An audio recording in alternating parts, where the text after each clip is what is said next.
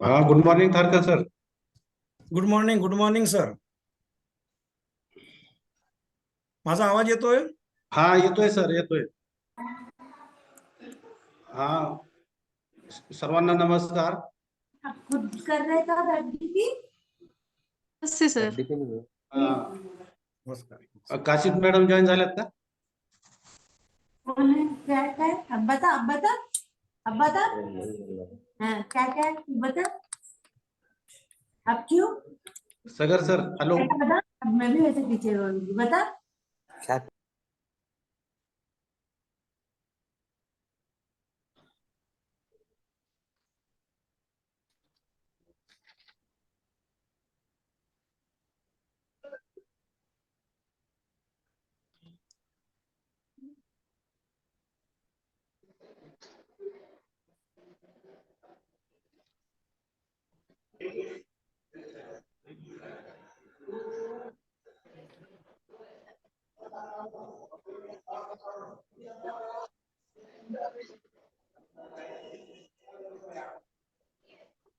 लेके जाओ ना. वो पता नहीं.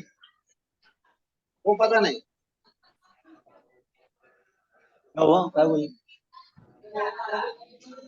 क्या पता नहीं मेरे को. आई एम नॉट टीचिंग ना maths. No. I am English teacher. I am English teacher.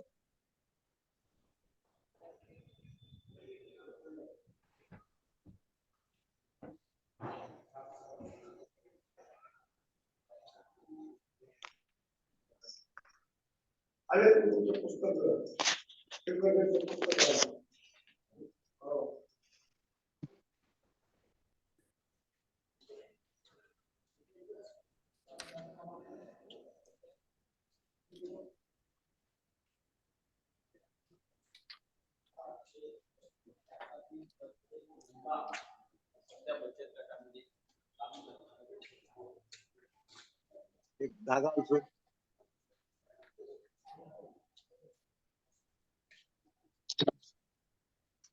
प्राचार्य साहेब पण जॉईन झालेले आहेत.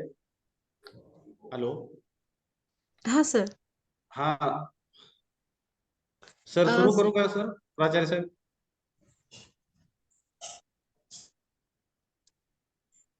मॅडम करा सुरू. प्राचार्य साहेब जॉईन झालेत आमचे. ठीक आहे. नमस्कार, मी प्राध्यापक स्फूर्ती समुद्रे, मराठवाडा शिक्षण प्रसारक मंडळ, कला वाणिज्य विज्ञान महाविद्यालय किल्ले धारूर बीड व दयानंद कला महाविद्यालय लातूर यांच्या संयुक्त विद्यमाने आयोजित नॅशनल वेबिनार मध्ये मी सर्वांचे स्वागत करते. Recent trends in public administration या विषयावरती आज आपण नॅशनल वेबिनार आयोजित केलेला आहे.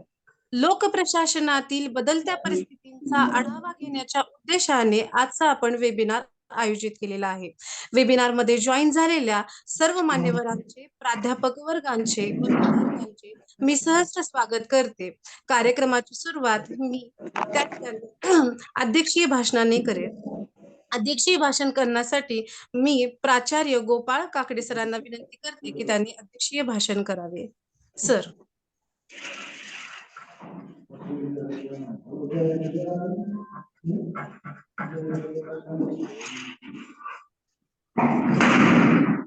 शिक्षण प्रसारक मंडळाचे कला वाणिज्य व विज्ञान महाविद्यालय किल्ले धारूर व दयानंद कला महाविद्यालय लातूर यांच्या संयुक्त विद्यमानाने आज राष्ट्रीय वेबिनार आयोजित केलेला आहे. प्रशासन शेवटचा अर्धा तास बाकी आहे. शेवटचा अर्धा तास. विनंती आहे, पार्टिसिपंटना विनंती आहे, आपला माईक. रमेश सर, आपला माईक अनम्यूट करा. रमेश सर. ओके.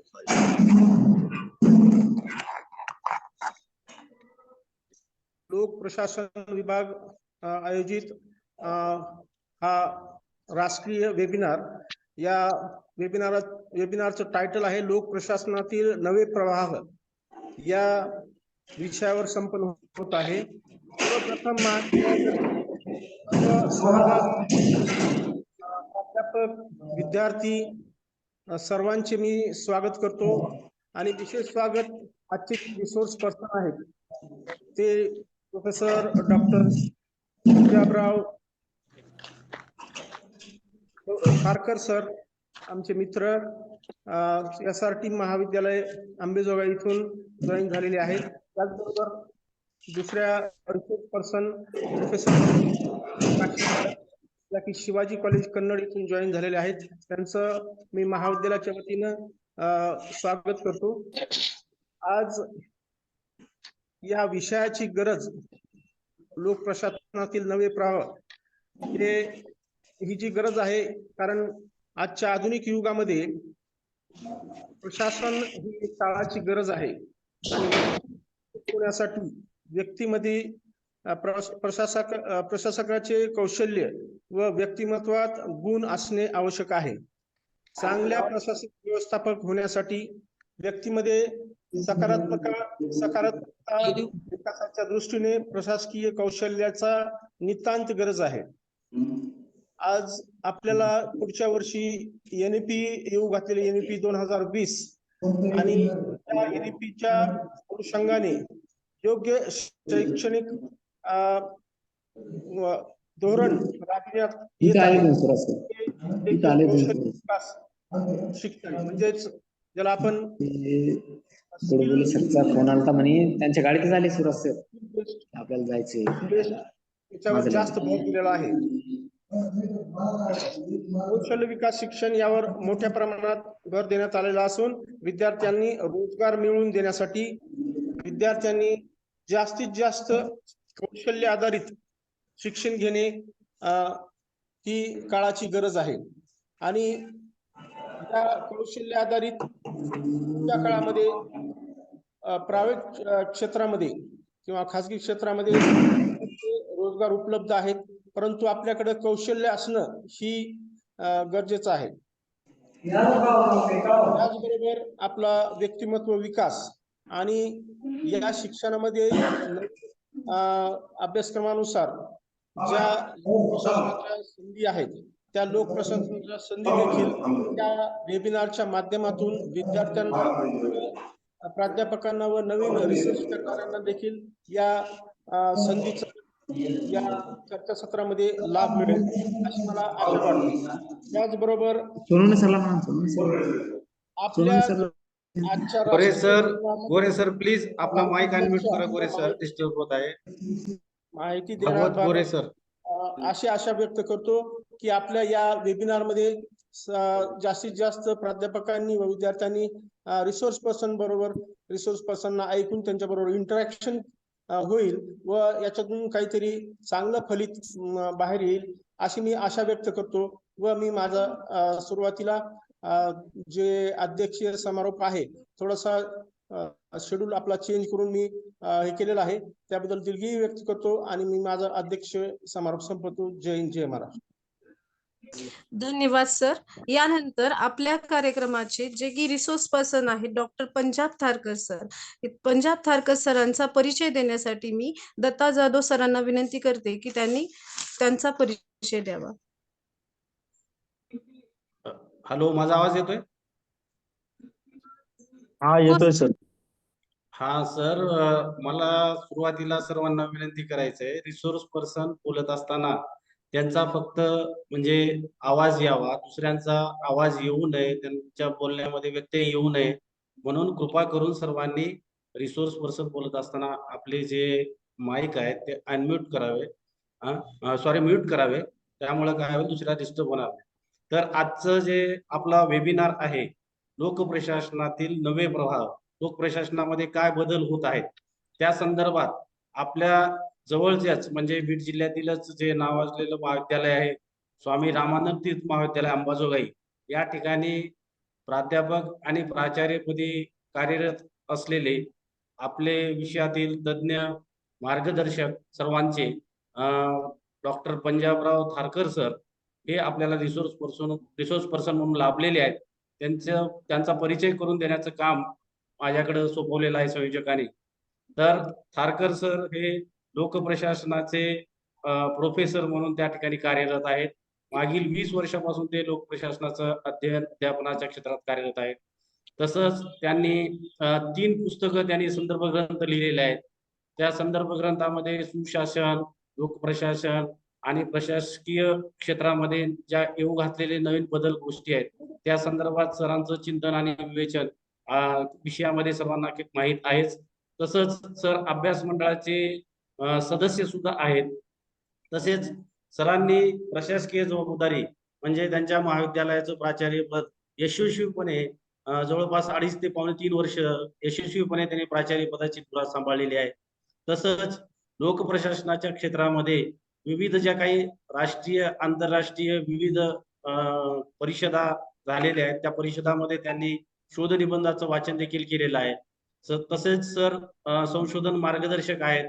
त्यांच्या म्हणजे मार्गदर्शनाखाली यशस्वीपणे विद्यार्थी विद्यावाचस्पती PhD पदवीचं शिक्षण पूर्ण करत आहेत. तसेच लोकप्रशासनाच्या क्षेत्रामध्ये एक अनुभवी डॉक्टर बाबासाहेब आंबेडकर मराठवाडा विद्यापीठाच्या क्षेत्रात एक अनुभवी आणि सिनियर मोस्ट व्यक्तिमत्व म्हणून आम्ही सरांकडे पाहतो. तर आजच्या या वेबिनारच्या अनुषंगाने आम्हाला रिसोर्स पर्सन म्हणून सर लाभले त्याबद्दल मी त्यांचे स्वागत करतो, आभार व्यक्त करतो. आणि आता येऊ घातलेल्या नव्या शैक्षणिक धोरणाच्या अनुषंगाने लोकप्रशासनामध्ये काय बदल किंवा रिसेंट ट्रेंड्स मध्ये काय बदल होत आहेत, विद्यार्थी आणि सर्व विद्यार्थी पण जॉईन आहेत, सर्व प्राध्यापक आहेत. आता येणाऱ्या काळामध्ये जे काही NEP 2020 आहे यामध्ये कौशल्य विकास, कौशल्य शिक्षण, स्किल ओरिएंटेड इंटर्नशिप, आंतरवासिता म्हणजे ऑन द जॉब ट्रेनिंग या क्षेत्राला महत्व आहे. आणि लोकप्रशासनाविषयी सुरुवातीपासूनच प्रशासन ही एक कला आहे आणि प्रशासन जर चांगलं करायचं असेल तर त्याच्या अंगी व्यवस्थापकाची काही गुणावण असणं आवश्यक आहे. आणि व्यवस्थापक आणि प्रशासन आज जर आपण आधुनिक काळामध्ये कॉर्पोरेट सेक्टर झालं तर कॉर्पोरेट सेक्टरमध्ये मानव संसाधन विकास म्हणजे जे काम करणारे कर्मचारी आहेत ज्याला आपण पारंपरिक लोक प्रशासनामध्ये कर्मचारी प्रशासन म्हणतो, त्या कर्मचारी प्रशासनालाच आता मानव संसाधन विकास म्हणजे खाजगी क्षेत्रामध्ये मनुष्यबळ विकास करायचा असेल, मनुष्यबळाकडून चांगल्या पद्धतीनं जे काही कंपनी किंवा त्यांचं जे विभाग आहे त्याचे उद्दिष्ट साध्य करून घ्यायचे असेल तर त्यांच्या पद्धतीकडून चांगलं त्यांना प्रशिक्षण, चांगल्या गोष्टी त्यांना शिकवलं पाहिजे, चांगल्या गोष्टीचं त्यांना इन्सेंटिव्ह दिले पाहिजे. त्या सगळ्याच होऊ घातलेल्या विषयातले जे काही बदल आहेत त्या बदलावर सांगोपांग चर्चा व्हावी आणि विषयातला अभ्यासक्रम नवीन आव्हानात्मक किंवा नवीन कसा आहे तो सर्वांना समजावा या उद्देशानं या वेबिनारचं आयोजन केलेलं आहे. आमच्या महाविद्यालयाचे प्राचार्य आदरणीय काकडे सर यांचं नेहमीच आम्हाला या नवनवीन गोष्टी करण्यासाठी प्रोत्साहन आणि मार्गदर्शन लाभवतं. तसंच सरांनी आम्हाला वेबिनार घेण्यासाठी प्रोत्साहन दिलं, परवानगी दिली, त्याबद्दल मी त्यांचे त्या ठिकाणी आभार आणि व्यक्त करतो. आणि या ठिकाणी माझं वाढत चाललेलं म्हणजे त्यांच्या व्याख्यानातूनच ज्यांचा परिचय होणार आहे ते थारकर सर.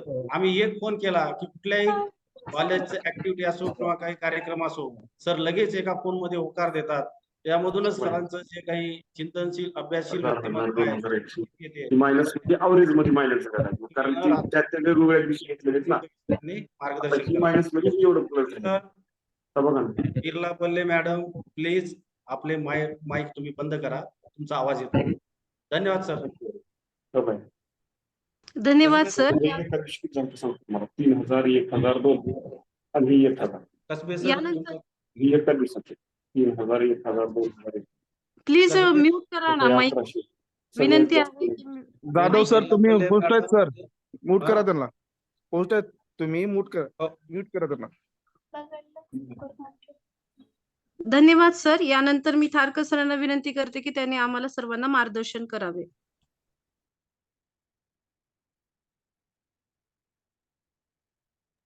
थारकर सर. सर्वांना नमस्कार. माझा आवाज येतोय? हा येतोय सर, येतोय सर. सर मराठवाडा शिक्षण प्रसारक मंडळाचे कला, वाणिज्य आणि विज्ञान महाविद्यालय किल्ले धारूर तसेच दयानंद कला महाविद्यालय लातूर यांच्या संयुक्त विद्यमानं आयोजित ऑनलाईन राष्ट्रीय वेबिनार त्या कार्यक्रमाचा उद्घाटक आणि रिसोर्स पर्सन अशा दोन्ही जबाबदाऱ्या माझ्याकडे दिलेल्या आहेत. Recent trend in public administration ह्या विषयावर आज आपण चर्चा करणार आहोत. किल्ले धारूर महाविद्यालयाचे प्राचार्य आमचे मित्र डॉक्टर गोपाळ काकडे सर, आजच्या कार्यक्रमाचे मुख्य अतिथी दयानंद कॉलेज लातूरचे प्राचार्य डॉक्टर शिवाजीराव गायकवाड सर, साधन व्यक्ती आमच्या सहकारी प्रोफेसर डॉक्टर सीमा काशीद मॅडम, या कार्यक्रमाचे आयोजक आमचे मित्र डॉक्टर दत्ता जाधव सर, लोकप्रशासन विभाग प्रमुख किल्ले धारूर महाविद्यालय, तसेच उपस्थित सर्व प्राध्यापक, विद्यार्थी आणि या विषयाला जाणून घेण्यासाठी या विषयाच्या बाहेरही असलेले परंतु ज्यांना हे जाणून घ्यावंसं वाटतं असे सर्व नागरिक, आपणा सर्वांना नमस्कार. बोलण्याच्या ओघामध्ये या राष्ट्रीय वेबिनार उद्घाटन झाल्याचं जाहीर करण्याचं राहून जाईल, म्हणून सुरुवातीलाच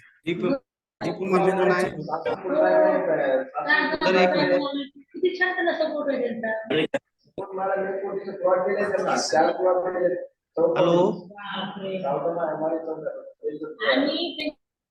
हा सर बोला सर. राष्ट्रीय वेबिनारचं उद्घाटन झालं असं मी सुरुवातीला जाहीर करतो. त्यासोबतच मला या राष्ट्रीय वेबिनारच्या उद्घाटक आणि रिसोर्स पर्सन म्हणून आमंत्रित केल्याबद्दल किल्ले धारूर महाविद्यालयाचे प्राचार्य डॉक्टर काकडे सर व दयानंद कॉलेजचे प्राचार्य डॉक्टर शिवाजीराव गायकवाड सर यांचं मी आभार व्यक्त करतो आणि माझ्या या चर्चासत्राच्या उद्घाटन भाषणाला सुरुवात करतो. आपणा सर्वांना हे माहीत आहे की लोकप्रशासन हा विषय व्यक्तीच्या जन्मापासून तर मृत्यूपर्यंत त्याची सोबत करत असतो. नव्हे, मृत्यू पश्चात सुद्धा तो त्याच्या सोबत असतो. कारण आयुष्यभर त्याने ज्या काही बाबी केलेल्या आहेत त्याची नोंद प्रशासनाकडे असते आणि वारंवार न्यायनिवाडे करताना त्या नोंदीची आवश्यकता भासते. म्हणून आपण असं म्हणतो की मृत्यू पश्चात सुद्धा त्याचा संबंध लोकप्रशासनाशी असतो. लोकप्रशासनाची सुरुवात ही आधी काळापासून जरी झालेली असली तरी सुद्धा आधुनिक काळामध्ये प्रोफेसर वुड्रो विल्सन यांनी त्याला एक अभ्यासाचा पाया मिळवून दिलेला आहे आणि लोकप्रशासन हे राज्यशास्त्रापेक्षा कसं वेगळं आहे ते समजावून सुद्धा दिलेलं आहे. लोकप्रशासनाचा अभ्यासाची खरं बघायला गेली तर दोन क्षेत्र आहेत. एक आहे ऍक्शन फील्ड आणि दुसरं आहे स्टडी फील्ड. म्हणजे एकीकडे प्रशासकीय अधिकारी हे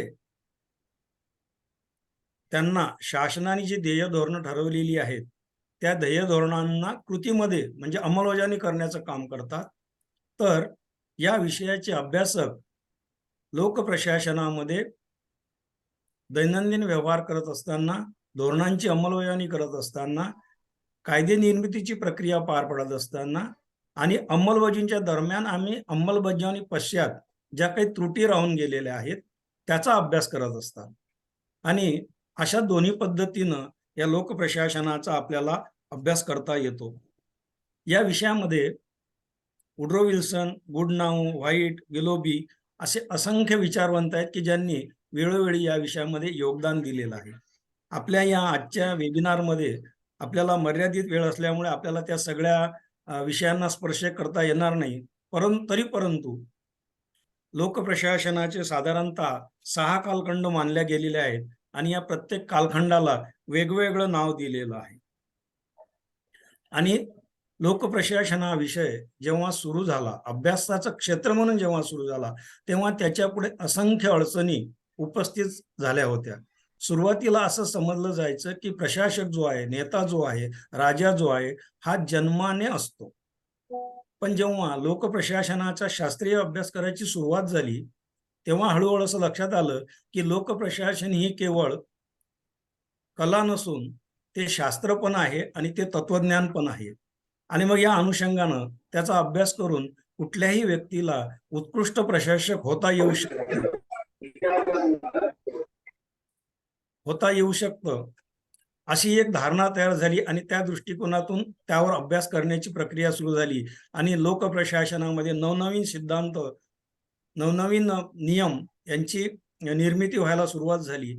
पण हळूहळू असं लक्षात यायला लागलं की हे जे नियम बनवलेले आहेत ते नियम कुठंतरी जसजसं लोकप्रशासनाचा विकास व्हायला लागला, लोक प्रशासनाच्या आणि राजकारणाच्या जवळ यायला लागले, तसतसं त्यामध्ये काही गोष्टी चुकीच्या घडत आहेत असं दिसायला लागलं. आणि मग ज्या कारणासाठी आपण लोककल्याणकारी राज्य असं म्हणतो, तर ह्या प्रशासनामध्ये लोककल्याणाच्या ऐवजी काही विकृत स्वरूपाच्या गोष्टी घडायला लागल्या आणि ज्या सामान्य माणसाचं कल्याण व्हायला पाहिजे तो माणूस कुठंतरी प्रशासनाच्या केंद्रबिंदूपासून दूर जायला लागला. आणि मग लोक प्रशासनामध्ये जे नवनवीन विचार प्रवाह आले, जे सिद्धांत आले, त्यांच्यावर आक्षेप घ्यायला सुरुवात झाली. मानवतावादी दृष्टिकोनातून त्यावर विचार व्हायला लागला आणि अशा पद्धतीनं हा विकास होत होत आपण तुलनात्मक लोक प्रशासन, विकास प्रशासन अशा नवनवीन संकल्पना या विषयामध्ये यायला सुरुवात झाली. साधारणतः 1990 पर्यंत ह्या सगळ्या गोष्टी व्यवस्थित परंतु बदल होत होत पुढे येत होत्या. परंतु 1990 हे असं वर्ष आहे की ज्या वर्षामध्ये संपूर्ण जगामध्ये खूप मोठी उलथापालथ झाली. आपण खाजगीकरण, उदारीकरण आणि जागतिकीकरणाचं तत्व लागू केलं आणि त्या तत्वाच्या अनुषंगानं लोकप्रशासनामध्ये आता खूप मोठ्या बदलांची गरज भासायला लागली. आणि मग ते बदल घडवून आणण्यासाठी वेगवेगळ्या संकल्पना याच्यामध्ये आलेल्या आहेत. त्यातली सर्वात पहिली संकल्पना जर आजी आली असेल तर ती आहे नव लोकप्रशासन, न्यू पब्लिक ऍडमिनिस्ट्रेशन. ही साधारणतः 1970च्या दरम्यानच आलेली आहे. आपण भारतीय परिप्रेक्ष्यामध्ये विचार करताना ही गोष्ट प्रामुख्यानं लक्षात घेतली पाहिजे की लोकप्रशासनामध्ये ज्या काही संकल्पना, जी काही तत्व प्रस्थापित होतात, ती तत्व, ते नियम अगोदर औद्योगिक क्षेत्रामध्ये लागू केले जातात. तिथं त्याचं निरीक्षण, परीक्षण केलं जातं, त्यातल्या त्रुटी शोधून काढल्या जातात आणि नंतर ते सर्वसामान्य लोकांच्यासाठी व्यवहार आणलं जातं. याच्यामध्ये आपल्याला हेनरी फेयलचं खूप मोठं योगदान दिसून येईल. त्यांनी शास्त्रीय व्यवस्थापन नावाची संकल्पना आपल्याला दिली.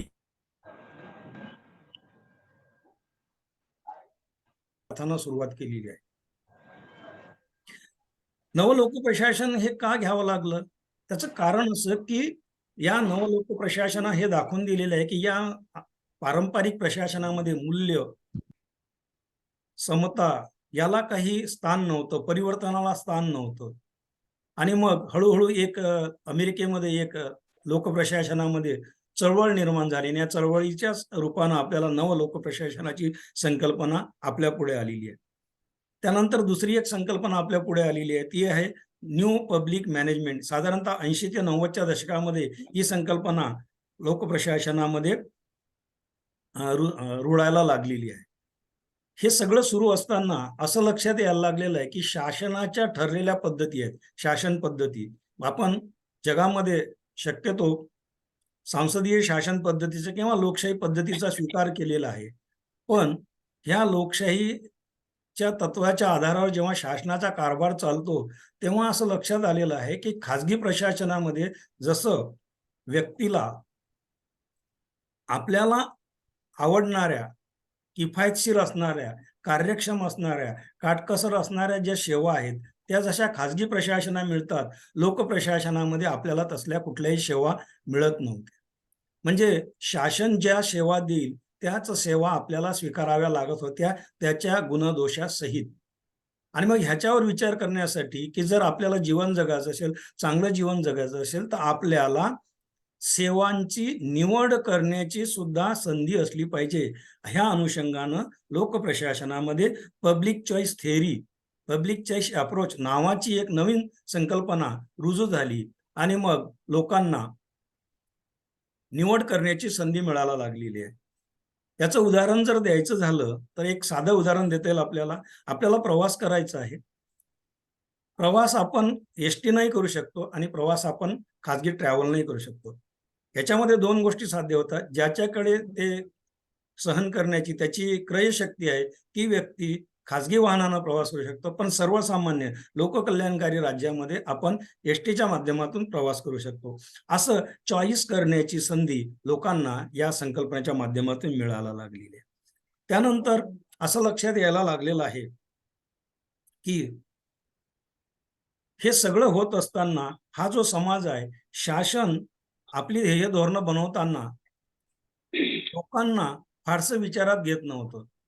डेव्हिड ईस्टननं जी आपल्याला इनपुट आउटपुट थिअरी दिलेली आहे, म्हणजे लोक काहीतरी सांगतील त्याच्यावर सरकार धोरणं ठरवेल, त्या धोरणाची अंमलबजावणी होईल, अंमलबजावणी होत असताना त्याच्यामध्ये त्रुटी निर्माण होतील, त्या त्रुटी दुरुस्त करून परत त्या धोरणामध्ये फेरबदल केले जातील. हा जो इनपुट आउटपुट थिअरी डेव्हिड ईस्टननं मांडलेली आहे त्यालाच अनुलक्षून पुढे आपल्या लोकप्रशासनामध्ये सिव्हिल सोसायटी नावाची एक कन्सेप्ट आलेली आहे, जी शासन आणि जनता याच्यामध्ये नॉन पॉलिटिकली काम करण्याचा प्रयत्न करते. आणि ही संकल्पना अमेरिका सारख्या युरोपियन कंट्रीजमध्ये मोठ्या प्रमाणामध्ये जोरत येते.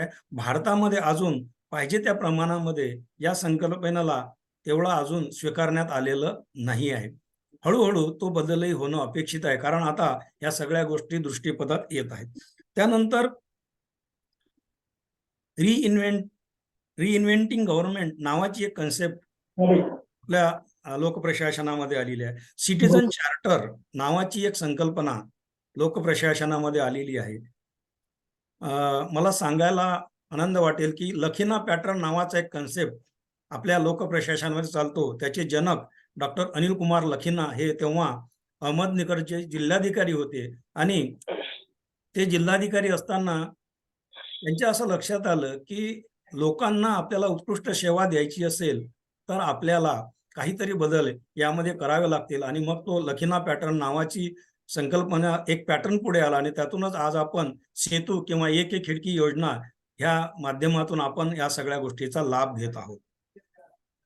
त्यानंतर गुड गव्हर्नन्स म्हणजे अगोदर फक्त शासन शासन असं म्हटलं जायचं, पण आता शासन हा शब्द सुद्धा कधी कधी वेगळ्या अर्थानं वापरायला सुरुवात झाली. म्हणून त्याला सुशासन या संकल्पनेजोडी वर्ल्ड बँकेनं याच्यावर पहिल्यांदा भाष्य केलं आणि तिथून ही संकल्पना लोकप्रशासनामध्ये रुजू झाली. आणि आज आपण बघतोय की कल्याणकारी राज्याला हातभार लावण्यासाठी ही गुड गव्हर्नन्स नावाची कन्सेप्ट सुद्धा, ही संकल्पना सुद्धा खूप चांगल्या पद्धतीनं काम करत आहे. त्यानंतर आपल्याकडे आता आपण ई गव्हर्नन्स पर्यंत आलेलो, ई गव्हर्नमेंट पर्यंत आलेला आणि जागतिकीकरण, उदारीकरण आणि खाजगीकरणाच्या ह्या सगळ्या पार्श्वभूमीवर आज जवळजवळ 90 ते 2023 एवढा कालावधी आपण गाठलेला आहे. आणि आपण आता ह्या सगळ्या गोष्टीला आपल्याला ह्या सगळ्या गोष्टीची बऱ्यापैकी सवय झालेली, आपण हे सगळं स्वीकारत आहोत. कारण जागतिकीकरणामध्ये आता आपल्याला कुठल्याही गोष्टीला विरोध करून चालत नाही. ज्या ज्या चांगल्या कन्सेप्ट आहेत त्या आपल्याला याच्यामध्ये घ्याव्या लागत असतात. गुड गव्हर्नन्सच्या ई गव्हर्नन्स मध्ये आता आपण बघतो आहे की म्हणजे मला तर या ई गव्हर्नन्सच्या संदर्भातला एक किस्सा सांगावासा वाटतो. खरं म्हणजे या व्यासपीठावरून ते बोलणं कितपत संयुक्तिक होईल, परंतु लोककल्याणकारी राज्य या शब्दाचाच अर्थ असा आहे की लोकांचं जास्तीत जास्त कल्याण. आणि लोकप्रशासनाचे मूलभूत 3 तत्व आहेत, इफिशियन्सी, इकॉनॉमी आणि इफेक्टिव्हनेस. ही 3 तत्व पाळण्यासाठी आता जे ऑनलाईन सगळे गव्हर्नमेंटचे उपक्रम चालतात त्यातला एक उपक्रम जो आहे इंडियन ऑइल गॅस, म्हणजे गॅसच्या संदर्भातला. आपल्याला पूर्वी गॅस बुकिंगसाठी त्या सेंटरवर जाऊन तासनतास नंबर लावून आपला नंबर लावा लागत होता. आज आपण साध्या एका मोबाईलच्या ॲपच्या द्वारे आपला गॅसचा बुकिंग करू शकतो. एवढंच नव्हे तर आपलं काम झालं किंवा नाही, आपला नंबर नोंद झाला किंवा नाही आणि आपल्याला सिलेंडर कधी वितरित होणार आहे, आपलं सिलेंडर वितरित झाल्यानंतर आपल्याला ते फीडबॅक सुद्धा विचारतात. इथपर्यंत या ई गव्हर्नन्सचा आता उपयोग व्हायला लागलेला. दुसरं एक उदाहरण अजून देता येईल, ते आहे ऑनलाईन सातबाराचं. म्हणजे कल्पना करा की तेव्हा पटवाऱ्याकडे सातबारा मिळवायचा असेल तर त्या शेतकऱ्याला किती त्रास होत होता, आणि आता तो त्याचा सातबारा ऑनलाईन पद्धतीनं पाहू शकतो. ई गव्हर्नन्सच्या संदर्भामध्ये हे काही बदल झालेले आहेत. त्याच्यामध्ये आता governance to governance, governance to customer, governance to employer, असे वेगवेगळ्या नवनवीन संकल्पना येत आहेत. लोकप्रशासन हे खऱ्या अर्थानं गतिमान प्रशासन आहे. लोकप्रशासनामध्ये ज्या काही समस्या येतात त्या समस्याची सोडवणूक केल्यानंतर, त्या समस्या सोडवल्यानंतर अजून काहीतरी समस्या निर्माण होतात आणि ह्या समस्या सोडवण्यासाठी म्हणून विकास प्रशासन नावाची सुद्धा एक संकल्पना लोकप्रशासनामध्ये अंतर्भूत झालेली आहे. पारंपरिक प्रशासन वेगळं आणि लोकप्रशासन हे वेगळं प्रशासन असते. तर अशा ह्या वेगवेगळ्या संकल्पना याच्यामध्ये आलेल्या आहेत. मला अजून एक मुद्दा यातला महत्वाचा मांडावा वाटतो. तो मुद्दा असा आहे की लोकप्रशासन नेमकं काय करतं, व्यक्तीच्या जीवनामध्ये काय करतात. तर ते लोकप्रशासन हे आधुनिक काळामध्ये व्यक्तीच्या जीवनामध्ये अत्यंत महत्वाची भूमिका बजावते. लोकप्रशासन हे कायदा आणि सुव्यवस्था स्थापित करण्याचा प्रयत्न करते. लोकांच्या जीविताचं मालमत्तेचं संरक्षण करण्याची जबाबदारी सुद्धा लोकप्रशासनाकडेच आहे. शासनाची जी काही ध्येय धोरणं आहेत त्या ध्येय धोरणांना मूर्त रूप देण्याचं काम या लोकप्रशासनालाच करावं लागतं. आणि सर्वात महत्वाचं म्हणजे सर्वसामान्य व्यक्तीच्या जीवनामध्ये आमूलाग्र बदल घडवून आणण्यासाठी सामाजिक आणि आर्थिक बदलाचं साधन म्हणून या लोकप्रशासनाकडे बघितलं जातं. जे काही बदल आपल्याला घडवून आणायचे आहेत, व्यक्तींच्या जीवनामध्ये जे परिवर्तन घडवून आणायचं आहे, ते परिवर्तन घडवून आणण्याचं साधन म्हणजे लोकप्रशासन होय. लोकप्रशासनाकडे पारंपरिक प्रशासन आणि आधुनिक प्रशासन या दोन अँगलनं बघितलं जातं. लोकप्रशासनामध्ये ह्या नवनवीन संकल्पना येत आहेत. ह्या संकल्पना येत असतानाच मला जाधव सरांनी असं सुद्धा सुचवलं होतं की लोकप्रशासन, BA लोकप्रशासन केल्यानंतर विद्यार्थ्यांनी त्यांच्यासाठी करिअरच्या कोणत्या कोणत्या अपॉर्च्युनिटी उपलब्ध आहेत. करिअरच्या अपॉर्च्युनिटी भरपूर उपलब्ध आहेत, पण आपले विद्यार्थी त्याचा लाभ कितपत घेतात हा एक प्रश्न आहे. मला असं वाटतं की लोकप्रशासनाचा विद्यार्थी हा कुठल्याही क्षेत्रामध्ये जाऊ शकतो. तो ऍडमिनिस्ट्रेशन मध्ये जाऊ शकतो, तो कन्सल्टन्सी करू शकतो, तो मॅनेजमेंट अनालिसिस्ट होऊ शकतो, तो प्रोफेसर होऊ शकतो, तो कस्टम इन्स्पेक्टर होऊ शकतो, तो लेबर मॅनेजमेंट रिलेशनशिपचा स्पेशालिस्ट होऊ शकतो, तो कॉर्पोरेट मॅनेजर होऊ शकतो, तो पर्सनल मॅनेजमेंट स्पेशालिस्ट होऊ शकतो. सांगायला गेलं तर याच्या खूप काही संधी आहेत आणि हे आता काही लपून राहिलेलं नाही. मी या ठिकाणी एवढंच सांगू शकेल की ज्या विद्यार्थ्याला खरोखर लोकप्रशासन विषय डिग्री घेतल्यानंतर किंवा PG केल्यानंतर करिअरच्या संधी निवडायच्या असतील तर त्याला ऑनलाईन या पद्धतीने जावं लागेल. प्रश्न असा आहे की आपला विद्यार्थी हे सगळे चॅलेंजेस स्वीकारायला तयार आहेत का? मी नेहमी असं म्हणत असतो, आता NEPच्या संदर्भात जो मुद्दा येतोय, आता सगळ्या टेक्नॉलॉजी बेस्ड एज्युकेशन झालेलं आहे. आपण इंडस्ट्री 4.0 वरून इंडस्ट्री 5.0 पर्यंत आलेलो आहोत आणि आपल्या विद्यार्थ्यांना अजूनपर्यंत इंडस्ट्री 4.0 सुद्धा माहीत नाही. ती जर माहीत करून घेतली, मी या माध्यमातून आपल्याला सजेस्ट करेल विद्यार्थ्यांना की आपण भूषण कुलकर्णींचं एक पुस्तक आहे इंडस्ट्री 4.0, हे जर आपण वाचलं तर तुम्हाला कळेल. आणि आत्ताचा रिसेंट एक रिपोर्ट आलेला आहे, त्या रिपोर्टमध्ये त्यांनी असं म्हटलेलं आहे की आत्ताच्या ज्या नोकऱ्या आहेत त्यातल्या 66% नोकऱ्या ह्या ॲबॉलिश झालेल्या आहेत. आणि मग जेव्हा आपण असं म्हणतो नोकऱ्या ॲबॉलिश झालेल्या आहेत, तर नोकऱ्या नाही आहेत काय? तर त्या 66%च्या जागी दुसऱ्या नोकऱ्या आलेल्या आहेत. पण त्या नोकऱ्या प्राप्त करण्यासाठीचं जे कौशल्य, जे स्किल्स पाहिजे, ते स्किल्स आपल्या विद्यार्थ्याच्या जवळ आहे काय? हा मूलभूत प्रश्न आहे. आणि न्यू एज्युकेशन पॉलिसीमध्ये ह्याच सगळ्या गोष्टीवर जास्त भर दिलेला आहे की आपला विद्यार्थी जेव्हा डिग्री घेऊन बाहेर पडेल तर केवळ त्याच्याकडे डिग्री असणार नाही, तर काही स्किल्स त्याच्याकडे असणार आहेत. ते स्किल्स तो या माध्यमातून शिकेल. आणि आपण बघितलं असेल की आपल्या सिलेबसमध्ये सुद्धा आता याच्यामध्ये खूप मोठ्या प्रमाणामध्ये बदल केलेले आहेत. आपल्या पेपरचं टायटल देताना त्याच्या खाली तो स्किल एन्हान्स बेस्ड कोर्स आहे असा उल्लेख त्यामध्ये केलेला आहे. असे स्किल बेस्ड कोर्सेस आता येऊ घातलेले आहेत. विद्यार्थ्यांना या माध्यमातून मला सांगायचं आहे की तुम्ही डिग्री घेत असताना केवळ डिग्रीच्या भरोशावर न राहता आपल्याकडे काही स्किल्स आपण डेव्हलप केले पाहिजेत. हा कोर्स करत असतानाच सायमल्टेनियसली आपण काही स्किल बेस्ड कोर्स सुद्धा केले पाहिजेत. आणि स्वयं पोर्टलवर याच्यासाठीचे खूप काही फ्री कोर्स उपलब्ध आहेत. त्या सगळ्या कोर्सेसचा सुद्धा आपण लाभ घ्यावा. या प्रसंगी मी ह्या काही गोष्टी सुचवू इच्छित होतो. मला या महाविद्यालयाने किल्ले धारूर महाविद्यालयाने दयानंद महाविद्यालयाने या recent trend in public administration या राष्ट्रीय वेबिनारचं उद्घाटक म्हणून बोलावलं आणि मला या ठिकाणी माझे विचार व्यक्त करण्याची संधी दिली. त्याबद्दल या दोन्ही महाविद्यालयाच्या प्राचार्यांचं, त्यांच्या व्यवस्थापनाचं आणि आयोजकाचं मी आभार मानतो आणि थांबतो. धन्यवाद. धन्यवाद सर. आपण जे लोक प्रशासनामध्ये परिवर्तनाचं एक साधन म्हणतायत की जे की नवलोक व्यवस्थापन असेल, ई प्रशासन असेल, गुड गव्हर्नन्स असेल, माहितीचा अधिकाराचा वापर असेल, तर विद्यार्थ्यांनी ह्या सगळ्या गोष्टी व्यावहारिक पातळीवर तर शिकाव्याच आणि त्या डिजिटल लेवलवरती सुद्धा त्याचं शिक्षण घेणं तितकंच महत्वाचं आहे असं आपण म्हटलात. आणि नवीन शैक्षणिक धोरणामध्ये जर आपल्याला टिकायचं असेल तर ह्या सगळ्या स्किल आपल्यामध्ये असणं गरजेचं आहे असं आपण मत व्यक्त केलं. त्याबद्दल सर धन्यवाद.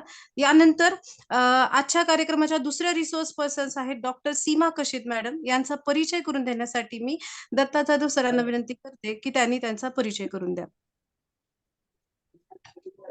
आजच्या या वेबिनारचे आपल्या दुसरे रिसोर्स पर्सन आहेत प्राध्यापक सीमा काशीत मॅडम. मॅडम पाठीमागच्या 13 वर्षापासून शिवाजी महाविद्यालय कन्नड येथे लोकप्रशासन विषयाच्या प्राध्यापिका म्हणून कार्यरत आहेत. MA विद्यापीठाच्या गुणवत्ता यादीमध्ये द्वितीय, त्यानंतर MPhil, PhD, सेट नेट, त्यानंतर B.Ed विथ डिस्टिंक्शन, MA राज्यशास्त्र, MA इतिहास असे वेगवेगळ्या विषयामध्ये पदव्युत्तर पदव्या संपादन केलेल्या आहेत. त्यानंतर विविध महाराष्ट्रातील 50 राष्ट्रीय आणि आंतरराष्ट्रीय परिषदामध्ये त्यांनी शोधनिबंध प्रकाशित केलेले आहेत. तसेच त्यांचे 2 संदर्भ ग्रंथ अभ्यासक्रमासाठी आपल्याला उपलब्ध आहेत. त्यामध्ये आरोग्य प्रशासन आणि जेंडर चॅम्पियन क्लब स्मरणिका या संदर्भात त्यांनी लिखाण केलेलं आहे. तसेच महाराष्ट्र शासनाचा जागर जाणीवाचा जो उपक्रम आहे त्या उपक्रमामध्ये विविध बक्षिसे मॅडमने मिळवलेले आहेत. वेगवेगळ्या सामाजिक आणि वेगवेगळ्या ज्या काही समाज कल्याणाच्या विविध फोरम आहेत, चळवळी आहेत, या सर्वांमध्ये त्यांचा सक्रिय सहभाग असतो. अशा रिसोर्स पर्सन आपल्याला आजच्या वेबिनारला लाभलेले आहेत. तर त्यांच्यामध्ये तुमच्यामध्ये मी जास्त वेळ न घेता त्यांना अशी विनंती करतो की त्यांनी लोकप्रशासनातील नवे प्रवाह आणि अपॉर्च्युनिटीज काय आहेत विद्यार्थ्यांना नवीन येणाऱ्या काळामध्ये लोकप्रशासनामधून करिअर करण्याच्या दृष्टीने त्या संदर्भात मार्गदर्शन करावं. धन्यवाद. आवाज येतोय का सर? आवाज येतोय का? हॅलो. हा येतोय. बरं. ठीक. धन्यवाद सर. डॉक्टर सीमा कशीत मॅडम यांना विनंती करते की त्यांनी मार्गदर्शन करावे. आज या वेबिनारच्या निमित्ताने उपस्थित असलेल्या सर्वांना नमस्कार. आर्ट्स, कॉमर्स आणि सायन्स महाविद्यालय किल्ले धारूरचे प्राचार्य डॉक्टर गोपाल काकडे सर, तसेच दयानंद आर्ट्स कॉलेज लातूरचे प्राचार्य डॉक्टर शिवाजी गायकवाड सर, या वेबिनारचे उद्घाटक doctor Tharkar sir, doctor Datta Jadhav sir, doctor Khandare sir, Reddy madam, Dhaygude sir, doctor Samudre, doctor Kasbe sir आणि इतर सर्व प्राध्यापक आणि कर्मचारी. सर्वप्रथम मी आज इथे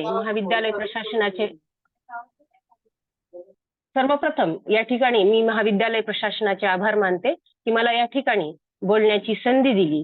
माझे आणि कॉलेजचे तसे पाहिले तर जुने ऋणानुबंध आहेत, कारण मी या महाविद्यालयामध्ये धारूरमध्ये CHB वर प्राध्यापक म्हणून काम केलेलं आहे. 2 दिवसापूर्वी मला डॉक्टर दत्ता जाधव सरांचा फोन आला की मॅडम आमच्या महाविद्यालयामध्ये वेबिनारचं आयोजन केलेलं आहे आणि तुम्हाला बोलायचं आहे. मी त्यांना तात्काळ हो म्हटलं. तर त्यांनी जो विषय दिलेला आहे लोकप्रशासनातील नवीन विचार प्रभाव, या विषयावर वेगवेगळ्या ठिकाणी वेबिनार आयोजित केले जातात. त्याचबरोबर सेमिनार, चर्चासत्रेही आयोजित होत असतात. तसे पाहिले तर आधुनिक काळात हा विषय खूप चर्चेचा झालेला आहे. याचे कारणही तेवढेच महत्वपूर्ण आहे. मानवी जीवनामध्ये प्रशासन ही एक एकमेव अशी निरंतर बाब आहे जी व्यक्तीच्या जन्मापासून ते मृत्यूपर्यंत प्रशासन अस्तित्वात आहे. त्याला वगळून मानवी जीवनाची कल्पना आपल्याला करता येणार नाही. मानवी जीवनामध्ये वेगवेगळी परिवर्तने येत असतात, घडामोडी घडतात, पण या परिवर्तनानंतरही अस्तित्वात राहतं ते म्हणजे लोकप्रशासन होय. युद्ध किंवा राजकीय क्रांती वेगवेगळ्या देशामध्ये नेहमीच चालू असतात. याच्या पाठीमागं सुद्धा कुठेतरी अयोग्य किंवा लोकप्रशासनाच्या विरोधामध्ये बंड असतं, विद्रोह असतो. एखादा शासक अयोग्य आहे याचा अर्थ असा होतो की त्याचे प्रशासन अयोग्य आहे, शोषणकारी आहे आणि अन्यायी आहे. वर्तमान काळ जो आहे, एखादी जी सत्ताधारी किंवा राजकीय पक्षाची ध्येयधोरणे राबवण्यासाठी प्रशासन यंत्रणा वर्तमान काळामधली जी आहे त्या माध्यमातून जे वेगवेगळे राजकीय पक्ष आहेत आपली ध्येयधोरणे जनतेपर्यंत पोहोचवत असतात व त्यातूनच ती धोरणे लोककल्याणकारी आहेत की जनतेच्या विरोधी आहेत हे सिद्ध होत असते. त्यासाठी त्या पक्षाची त्या प्रशासनावरील पकड जी आहे ती मजबूत असायला हवी. त्या पक्षाला आपली ध्येयधोरणे उत्तम प्रशासनाच्या माध्यमातून जनतेपर्यंत पोहोचवता आली पाहिजेत. दुसऱ्या भाषेत जर सांगायचे झालं तर प्रशासन ही एक निरंतर संघर्षभूमी पण आहे. लोकप्रशासनाच्या माध्यमातून आपले हितसंबंध राबवण्याची युद्ध निरंतर या ठिकाणी चालू असतात. जनतेचे समाधान किंवा असमाधान याच संघर्षभूमीवर निर्माण होतं आणि ते आपण पाहतोही. नागरिकांना नेहमीच उत्तम आणि सहज सेवा हव्या असतात. त्या पुरवण्यासाठी सरकारला आणि प्रशासनाला नेहमीच नवनवीन प्रयोग करावे लागतात. या दृष्टीने पाहिल्यास लोकप्रशासनाची निरंतरता सहज लक्षात येते. निरंतरता हा या विषयाचा पायाभूत गुण आहे. त्यामुळे कायमच नवीन प्रभाव, नवीन सुधारणा, नवीन प्रयोग हा या विषयाचा अविभाज्य गुण बनतो आणि म्हणूनच लोकप्रशासनातील नवीन विचार प्रभाव कितीही चर्चेला गेले तरीही त्यावर सतत चर्चा ही होतच राहते. लोकप्रशासनाचा उदय आणि विकास कसा होत गेला, त्या विकासाचे टप्पे काय आहेत हे आपल्याला थारकर सरांनी त्यांच्या भाषणामध्ये आपल्याला सांगितलेलं आहे आणि लोकप्रशासनाच्या अभ्यासकांना ते माहीतच आहेत. असं असलं तरी हे जे निरंतर विचार प्रभाव आहेत, नवनवीन त्याच्यामध्ये जे भर पडत आहे, त्या नवीन विचार प्रभावाला स्वीकारल्याशिवाय आपल्याला गत्यंतर नाही असं आपल्याला दिसतं. विषयाला सुरुवात करत असताना मला या ठिकाणी एक महत्वाचा मुद्दा मांडावा वाटतो. काही जणांना तो मुद्दा नकारात्मक वाटू शकतो, परंतु सामाजिक शास्त्राचा शास्त्रीय अभ्यास करत असताना किंवा वैज्ञानिक अभ्यास करत असताना सकारात्मक आणि नकारात्मक या दोन्हीही बाजूने चर्चा होणे आवश्यक असते. तो वेगळा मुद्दा म्हणजे लोकप्रशासनाचा एक शोषखड्डा होणे म्हणजे चोकिंग पिट्स होणे होय. ज्याप्रमाणे जमिनीमध्ये पाणी मुरावं यासाठी एक शोषखड्डा तयार केला जातो आणि त्या जमिनीमध्ये पाणी मुरवलं जातं. तसेच काहीसे लोकप्रशासनाचे झाले आहे असं मत मला व्यक्त करावं वाटतं. सत्ताधारी पक्षाकडून लोकांच्या भरपूर अपेक्षा असतात. या अपेक्षा कधी कधी खूप अवाजवी व पूर्ण न केल्या जाऊ शकणाऱ्या पण असतात. कधी कधी वेगवेगळ्या पक्षाच्या वेगवेगळ्या भूमिका असतात. एकमेकावर टीका टिप्पणी करायची असते. त्यावेळी अपयश झाकण्यासाठी मग जनता आणि राजकीय पक्ष सुद्धा लोकप्रशासनावर टीकेचा भडीमार करतात. प्रशासनातील लोकांना राजकीय पक्षासारखं आपलं मत मांडता येत नाही. बऱ्याच वेळा निमूटपणे अशी टीका प्रशासनाला ऐकून घ्यावी लागते. जनतेच्या व राजकीय पक्षाचा हा जो असंतोषाचा शोषखड्डा आहे, म्हणजे शोषखड्डा आपण ज्याला म्हणतो, म्हणून सुद्धा लोकप्रशासनाला काम करावं लागतं. उदाहरण म्हणजे निवडणुकीमध्ये जे ईव्हीएम मशीन वापरलं जातं, तर ज्या वेळेस सत्ताधारी पक्ष असतो म्हणजे निवडून येतो तो पक्ष ईव्हीएमचं समर्थन करतो, परंतु जो निवडून येत नाही त्या ईव्हीएमचा तो विरोध करतो. विरोध करत असताना तो हे लक्षात घेत नाही की ईव्हीएम आपणच आणलेला आहे आणि ज्या वेळेस निवडणूक आयोग असं म्हणतं की यामधले जे दोष आहेत हे दोष तुम्ही दाखवून द्या. त्यावेळेस एकाही राजकीय पक्षाचा नेता त्या ठिकाणी निवडणूक आयोगाकडे जात नाही आणि अशा वेळेस निवडणूक आयोगासारख्या स्वतंत्र संस्थेला सुद्धा स्वस्थ बसण्यापलीकडे काहीही करता येत नाही आणि हे लोकशाहीला अत्यंत घातक आहे. परंतु याला लोकप्रशासनाकडे पर्याय नाही. लोकप्रशासनाच्या विकासाच्या टप्प्याचा जेव्हा विचार होतो तेव्हा आपण पाहिलेलं आहे की समजा टोळ्यांचं प्रशासन चालू झालं, त्यातून सैनिकी प्रशासनाचा उदय झाला, त्यानंतर राजेशाही व्यवस्था अस्तित्वात आली आणि त्यानंतर टप्प्याटप्प्याने लोकशाही कल्याणकारी राज्य जन्माला आली. यातूनच नोकरशाही चा उदय झाला असं आपण म्हणतो आणि नोकरशाहीचे दुर्गुण कालांतराने आपल्या समोर येऊ लागले. या व्यवस्थेमध्ये नव्या पद्धतीची आलेली कायम नोकरशाही ही विजयप्रवण नोकरशाही बनून राहिली. म्हणजे नागरिक व नोकरशाही यांच्यामध्ये नोकरशाही सहज सरस असते, ती तशी असायलाच हवी, तसा तिला अधिकारच आहे व चुकीचे धोरण असले तरीही नागरिक व नोकरशाही यांच्यामध्ये नोकरशाहीच जिंकली पाहिजे अशी धारणा ठेवूनच लोकप्रशासन चालते. दुर्दैवाने या नोकरशाहीने लोकप्रशासन या संकल्पनेचे नकारात्मक प्रतिबिंब जनतेमध्ये उमटवले. बराच काळ हा संघर्ष अनेक विचारवंतांनी व लोकशाही चळवळीतील लोकांनी विरोध केल्यानंतर ही विनिंग ब्युरोक्रेसी थोडीशी नरमलेली दिसते. कालांतराने या नोकरशाहीमध्ये बदल व्हायला हवेत असे सर्वांनाच वाटायला लागले आणि त्यामधूनच लोकप्रशासनाची नवीन दिशा निर्माण झाली. नोकरशाहीला पर्याय म्हणून पुढं प्रभावी प्रशासन ही संकल्पना अस्तित्वात आली. या प्रशासनाकडून एका उत्तरदायी, जबाबदार, संवेदनशील प्रशासनाची अपेक्षा धरण्यात आली. परंतु या प्रभावी प्रशासनामुळे सुद्धा नोकरशाही अधिकच मजबूत झाली. त्यामुळेच लोकप्रशासनामध्ये नवीन बदलाची गरज भासू लागली व त्यामधूनच नवनवीन विचार प्रवाह अस्तित्वात आले असं मला या ठिकाणी म्हणायचं आहे. आणि या नवीन विचार प्रवाहामध्ये थारकर सरांनी बरेच समजा विचार मांडले. New public management, new public administration, त्याचबरोबर पब्लिक चॉईस अप्रोच, या विचाराव्यतिरिक्त काही वेगळे विचार सुद्धा या ठिकाणी आहेत. बोलत असताना सगळ्या विचाराला कव्हर करणं अवघड जातं. त्यामध्ये समजा विकास प्रशासन आहे, सुशासन आहे, ई प्रशासन आहे, उत्तरदायी प्रशासन आहे, पर्यावरण प्रशासन आहे, तुलनात्मक प्रशासन आहे, आपत्ती व्यवस्थापन आहे, संवेदनशील प्रशासन आहे, असे अनेक नवनवीन विचार प्रवाह अस्तित्वात आलेले आहेत आणि ते आणखीनही पुढे अस्तित्वात येणार आहेत. त्यामधील विकास प्रशासन हा नवीन प्रवाह विचारात घेतला तर असे म्हणता येते की यामध्ये जनता ही शासित नाही तर ती राज्याचा अविभाज्य भाग आहे. त्याच्या विकासाची जबाबदारी ही प्रशासनाची आहे. जनतेच्या विकासाच्या वेगवेगळ्या योजना ज्या आखल्या जातात त्या योग्य पद्धतीने राबवल्या तर त्या देशाचा, समाजाचा विकास प्रशासनाद्वारे साधला जाऊ शकतो. ही महत्वाची जाणीव लोकप्रशासनाला झाली आणि त्यामधूनच नवीन विचार प्रवाह लोकप्रशासनामध्ये आले. त्यानंतरचा आपण सुशासनाचा जेव्हा विचार करतो, सुशासन ही विकासात्मक प्रशासनाच्या पुढची बाब आहे. प्रशासन हे विकासात्मक असले पाहिजे, सोबतच ते जनतेच्या प्रश्नाशी संवेदनशील पण असले पाहिजे. जनतेच्या गरजा लक्षात घेऊन त्यानुसार प्रशासनाने कृती केली पाहिजे. आणि एखाद्या वेळेस एखादा माणूस जेव्हा प्रशासनाकडे जातो तेव्हा ते प्रशासन त्या माणसाला आपले वाटले पाहिजे. ही सुशासन संकल्पनेची महत्वाची बाजू आहे आणि सुशासनामुळे बऱ्याच प्रमाणामध्ये नोकरशाहीमध्ये कार्यक्षमपणा आलेला आहे हे आपण जाणतो. त्यानंतरचा आणखीन एक विचार प्रवाह आपल्याला या ठिकाणी मांडता येतो. सरांनीही तो मांडला की तुलनात्मक लोकप्रशासन.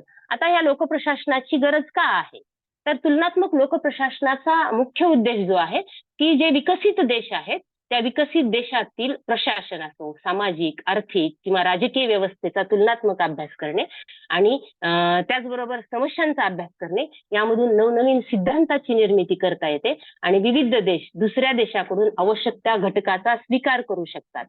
आपण पाहतो की अलीकडच्या काळामध्ये वेगवेगळ्या जे विकसित देश आहेत त्या देशातली जी व्यवस्था आहे ती व्यवस्था स्वीकारण्याचा प्रयत्न वेगवेगळे देश करत आहेत. त्याचबरोबर आपण आपल्या देशाचा जरी विचार केला की समजा वेगवेगळी राज्य आहेत, काही राज्य आपल्या देशामध्ये मागास आहेत, काही राज्य प्रगत आहेत.